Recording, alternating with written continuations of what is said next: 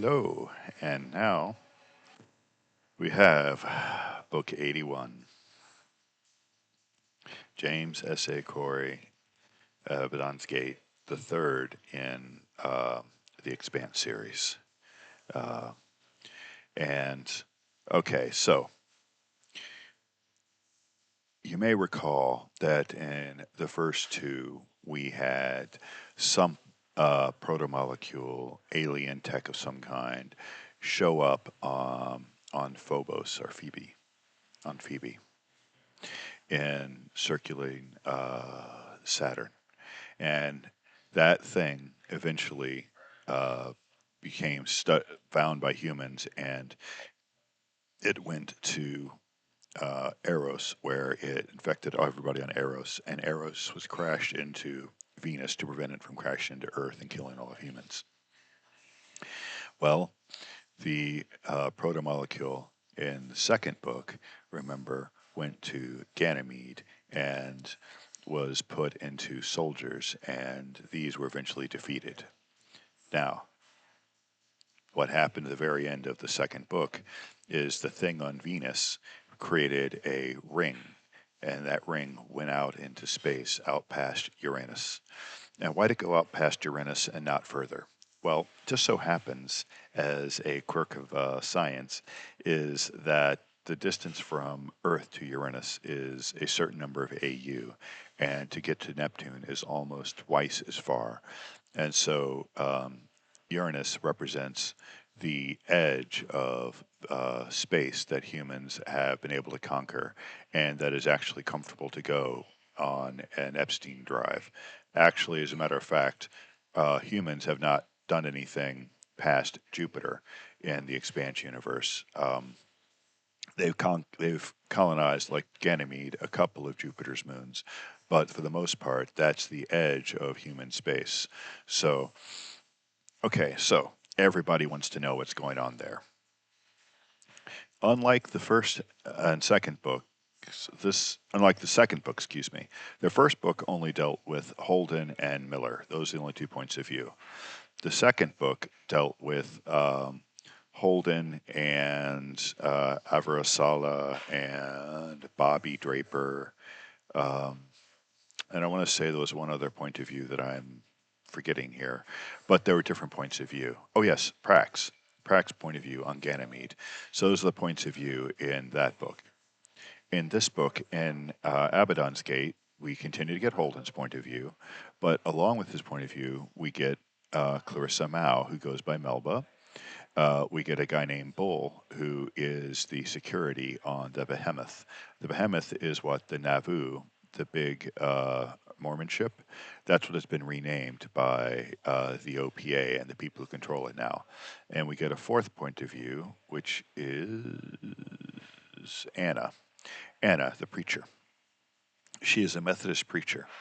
So, why in the world do we get these points of view? Well, we get Holden's point of view because he continues to be like the putative main character. He continues to be the science fiction trope guy, the guy with the gun, the guy with the ship, the guy out there exploring the wild, etc., blah, blah, blah. He continues to be the standard sci-fi trope. We continue to see his shipmates and his story mostly from his point of view. But we also get Bull's point of view. Now, Bull is part of the Behemoth. He is the security chief there. And so, as things continue, as things progress, it becomes important to know what's going on in the Behemoth. And so, his view becomes increasingly important as the book continues. Then, Anna's point of view. Okay, so the ring exists. No one's gone through it. They're scared to. They don't know what's going to happen if you go through it. And at the very beginning of the book, a little what do they call them? Um, a mm, mm, mm, what do they call them? What do they call them? Manio Young Esperanzo, Neo, to his friends back on Ceres Station, huddled in the cockpit of a little ship he christened the EK. So the EK. Uh, He's doing what's called, oh, what do they call it? It's shooting the ring kind of thing. I forget what they call it though. Uh, so what he's going to do is he's going to go into the ring at a fast rate of speed, zipping past the Mars and Earth uh, ships that are there. And he does this, and he goes into the ring, and he goes in there. He smashes against the slow zone, and he's smeared into his windshield, and he's paced basically. Um, but what that shows them is that going to the ring has a speed limit. Uh, okay, so that's going on. Then the Rocinante with Holden, Naomi, Amos, and Alex is now a successful kind of escort ship. It's been escorting people around and things like that. It's a gunship, so anyone who wants a little bit of prestige can hire them. Anybody who wants a little bit of protection and prestige can hire them. Anybody who wants a little bit of protection can hire them. So they've been making pretty decent money. They've got a shipment, and here's the ring. Their shipment's going over here. Here's the sun. Their shipment's going over here. Basically, about as far away as you can possibly get. Yay! Well, their shipment gets canceled, and they wind up hosting a broadcaster, Monica, and doing interviews with her as they, surprise, go to the ring. We know they're going to have to go to the ring. They go to the ring. As it turns out, the ring is a gate to other places. Abaddon is a demon, so Abaddon's gate, the demon's gate. Is it a demon? Is it the devil? Well, that becomes important through the third character, Anna. Anna's point of view, as Holden is going there, uh, other people decide that it'd be a good idea to have a flotilla of other people going. So other people go, and in this is one ship that contains a bunch of religious people, and they're going to sort of give this thing a spiritual turn to try to keep peace and things of that nature, and to understand it from a religious spiritual point of view. She is a Methodist preacher. She has a child. Um, it's dealt with in a very oblique way. She is a lesbian. That word itself is never once used, but she has a wife. And what's interesting here is her child is her biological child, and it's her biological child with her wife.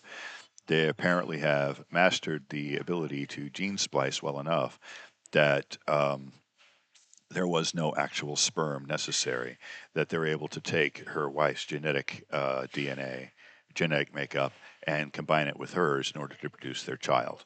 So she is Anna Volodovov, Anna Volodovov, a Russian national who is in Europa with her wife and their child. And so she gets picked up and she goes to the ring as well. And she is of a very forgiving and loving point of view. If you had to categorize people who believe in a God of vengeance or a God of love, she's definitely on the side of love and definitely on the side of openness and friendliness and things of that nature. Not everybody is. And that's what the conflict happens with her. They all go to the ring. And that brings us to the fourth point of view, which uh, yeah. The third point of view I've dealt with in detail, which is Clarissa Mao, or Melba. She calls herself Melba Co. Melba Co. is a electronics expert. Now, Clarissa Mao is nothing like this, but she created this character, Melba Co., so she can get revenge on what has been done to her father. And she has had herself um, genetically modified. So she has glands inside her that give her sort of a speed up ability, but it costs her. She has a speed up ability for like a minute or two, and then she goes into a bit of a sleep coma for a little bit. So she's got this sped up metabolism, stronger, faster, better, but only for a minute or two, and then it wears out and she has to rest her body. So they're all headed there. So Bull, security chief, he's an Earthling, but it's a Belter boat, and this is where Pa, the second command in the series on TV, shows up. I love this character. She's one of the best characters in the entire show. She's not utilized here to the degree as she could be, but she's the second command. She's the XO. And the commander is Ashford, who is a non-entity as far as any importance is concerned. He's basically a problem. Ashford, the behemoth, is going there to be the OP's representation, as everybody is there. Clarissa Mao, um, Melba Coe, uses her position as an electronics expert to plant explosives on a vessel, and she uses her vast resources and money to create a video where Holden claims responsibility as a terrorist and says he's taking control of the ring and nobody else can have it, etc. Blah blah blah. She blows up the boat. She has to kill somebody along the way. Blowing up the boat causes a bit of a crisis for everybody. The Rocinante has just shown up in the space, and everybody sees this video from Holden, which is coming from the Rocinante, because Melba had arranged for sabotage from one of the members of the broadcast crew. So Holden, having no choice, runs the gate. He goes into the gate, and he is told by Miller. Remember Miller, the ghost guy? He's come back, and he's had conversations with Miller, and Miller's has told him to slow down. And so that's what he does. He goes in, ass first, slowing down as he goes, and he manages to go in to the gate, and everybody else follows him. Uh, some of them try to go faster and are immediately disabled and float into a circle around a planetoid thing that's in the center. Um, the behemoth goes in, and uh, Bull is very concerned that Ashford does not know what he's doing. He wants Pa. He wants Pa on his side. He wants Sam, the engineer, on his side. Bull's real importance doesn't happen until about this time, when conflicts start to develop and they start to try to fight each other. And when this happens, they all go into a drastic slowdown all of a sudden, like a break. And this slowdown, this break, breaks a lot of things. It kills a lot of people. Now, the specific break happens because Holden gets an EVA suit and goes to that planetoid in the center under Miller's direction. And some Marines, some Martian Marines, and some Earth Marines follow him. And the Earth Marines go too fast and get stuck in the slow zone problem. But the Martian Marines make it there. And just as Miller finds out, just as Holden has released what needs to be released, but not before he's able to effectuate everything, the Martian Marines catch him, and he is taken back to the Mars boat. And so the Martian Marines, while they were on the planetoid, they had fired their weapons, and that indicated to the protomolecule that they actually were a threat. And then the slowdown happens. Lots of people die because of what the Marines did there. Okay, so things continue, and what begins to develop is a point of view between Anna and the other church members about what this is. And this is where the title, Abaddon's Gate, comes from. No one actually says that, but they talk about this being the devil's work. They talk about the protomolecule being the devil's work, and how they need to destroy the ring. They need to destroy this possibility, because what it is when they go through this ring, they're in an unknown space, and there are thousands of rings around them. Okay, all going theoretically to other places. And so this is this is like a way station that has been constructed by these people who created the protomolecule. And they're afraid that this is going to lead to an infection of the entire Earth system by whatever could come through the ring from other places. We find out through the Holden point of view that this is unlikely because the whole thing is inert and dead for various reasons, which you'll have to read the book to find out. But in any case, uh, things progress. Clarissa is caught. Holden saves the day at the end, of course, and we all end up nice and good. But along the way, we get this debate about whether or not this is a boon or a good or bad for humanity. And there's lots of commentary here about the use of violence and what violence is for. And there's fascinating theological implications to this. We'll get into that probably in a future episode or a omnibus episode about the entire Expanse series when I finish it. But anyway, very good book, a very good addition to the series. It really ramps up the tension and ramps up the implications of what's going on.